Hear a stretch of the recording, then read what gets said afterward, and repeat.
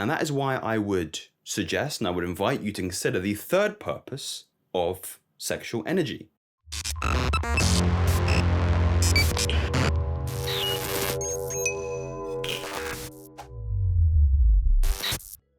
When I think about it more and more, it stems from ignorance. This idea that there is a third purpose towards the use of reproductive energy that doesn't fall under degeneration or generation. So, for example, the primary use of sexual energy today is typically for a man's focus and selfish self-gratification. And you know how potent this energy is. You know when you're in the environments where that particular energy is the primary focus of that context, such as a bar or a club or even some gymnasiums now, you feel the allure, you feel the sexual reflex, you feel how strong that impulse is in you as a man to go and talk to a beautiful woman and try and procreate, or perhaps use them as another conduit for self-pleasuring. Many people nowadays, especially younger people in the late teens and 20s, typically use another person for masturbation. I mean, that's as transparent as I can be with you in that context. And it is quite sad because you are missing out on some of the fruits of conserving this energy and using it for your growth, spiritually, financially, mentally, etc., which we'll get onto in just a moment. But I wanted to talk about the other use of sexual energy. So we have degeneration, the use of sexual energy for own personal gratification, pleasure, essentially. And then we have generation, which is the more commonly respected and entrusted way of using this energy for the perpetuation of the human race. In that way, there is a more efficient exchange of that energy. We're not just solely using it for the tactile feedback that we can draw from that particular experience. Like I mentioned before, using other bodies or using ourselves as a means to give us back pleasure, to secrete dopamine in our neurochemistry.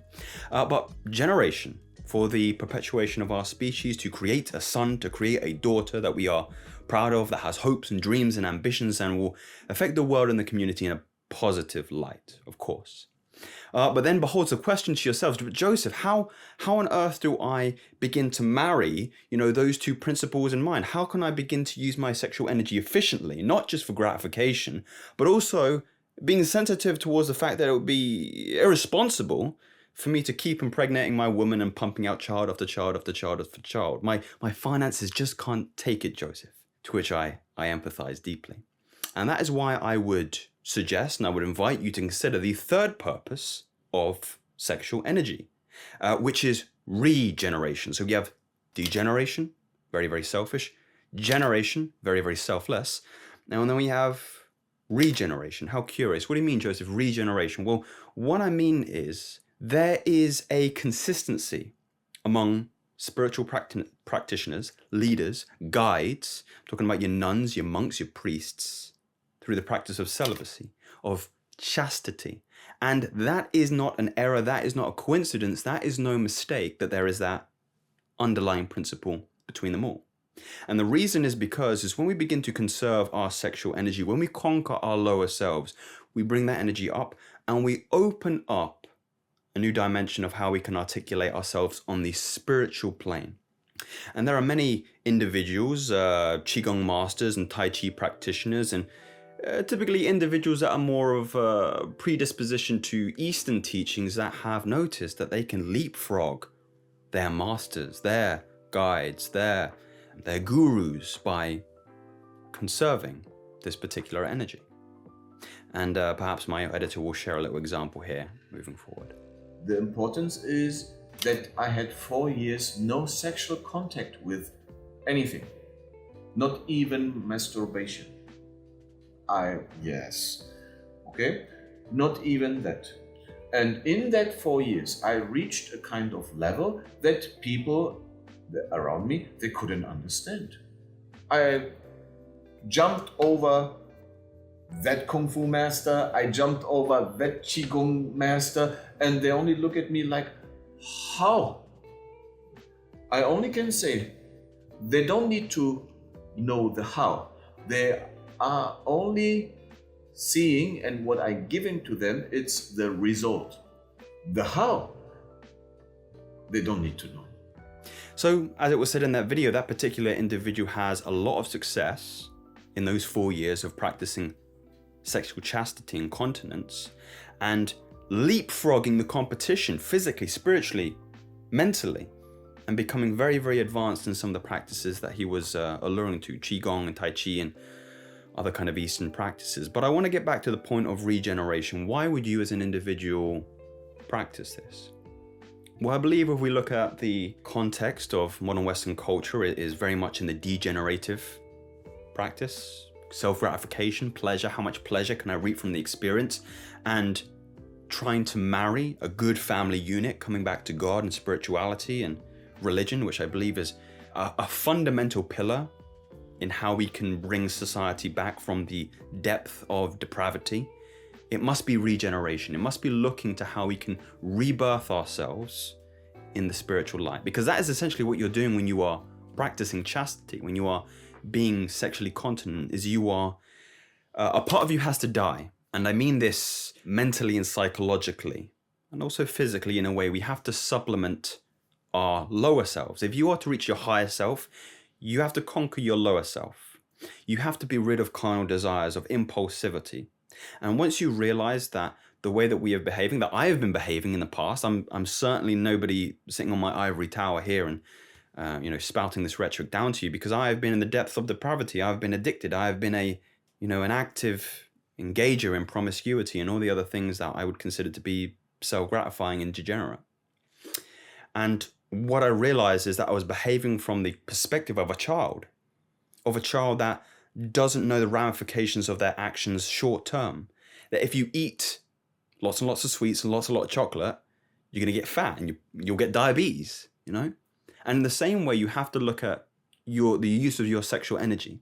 If you sleep with a lot of women, if you watch a lot of porn, you're going to be low on energy.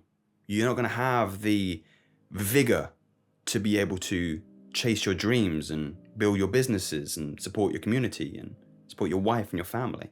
If you're very, very promiscuous, you might get a lot of disease, sexual disease, which will affect your health and subsequently other things I was talking about. In that way, it must be seen as what it is. It is a pleasure. It is something lower. It is something lustful. It's something impulsive. It's something often not very conscious. Something else just kind of takes over and you kind of take a back seat. So when we commit to the path of regeneration, we put ourselves firmly in the driver's seat. And then we commit to rebirth, supplementing the lower selves and achieving a newfound vibration, a higher level of consciousness. And then we begin to become conscious creators of a reality. We begin to have a connection with spirituality, with the divine, whichever, religion, be it Christian, Judeo, or Eastern, that you particular fall into. But there is a higher connection there. And anybody who has gone on long streaks of semen retention or nofap or chastity or celibacy or any of these synonyms that you can use that are associated with the practice of just not being wasteful with your sexual energy, there is a consistent narrative among those people that you feel connected to something higher, something greater. And information just comes to you instead of you searching for it. It's like you begin to expand. If the human being is an antenna, you begin to expand your radio waves. You can pick up things that are going to be resourceful to your life far, far more easily.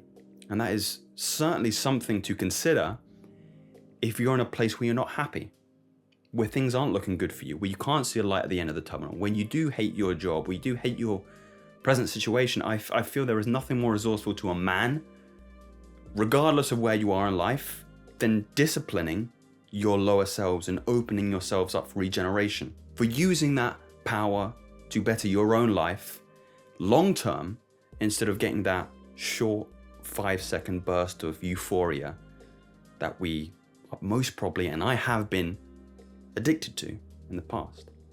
So gentlemen, I hope this video was very resourceful for you. I hope it lends itself to a greater insight in your life and you can start to apply this into practical habits. And if you subscribe to anything of which I have said, you can subscribe to me, and I'll speak to you again very, very soon. Take care.